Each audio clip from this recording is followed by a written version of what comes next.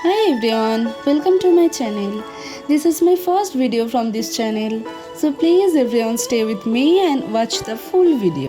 প্রথমে আমি একটি পুরনো আইসক্রিম কন্টেইনারকে ভালো মতো ধুয়ে মুছে তার উপর সাদা অ্যাক্রিলিক কালার চাপিয়ে নিচ্ছি।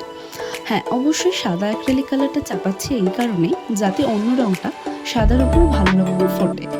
তারপর আমি আমার পছন্দ মতো স্কাই কালার নিয়ে ভালো মতো চারিদিকে যাতে কোনো জায়গা ফাঁকা না থাকে সেরকমভাবে একটা স্পঞ্জ দিয়ে ভালো করে আমি রঙটা করে নিলাম।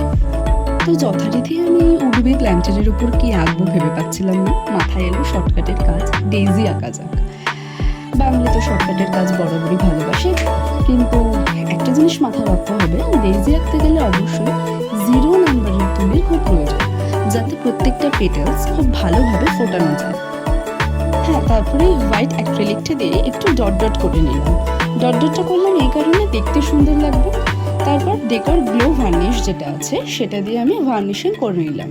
ভার্নিশিং করার সবথেকে বড় কারণ হচ্ছে রং উঠে যায় না, কিন্তু আরেকটাও কারণ আছে, ভার্নিশিং করলে জিনিসটা খুব চকচক করে, গ্লো করে, দেখতে সুন্দর লাগে।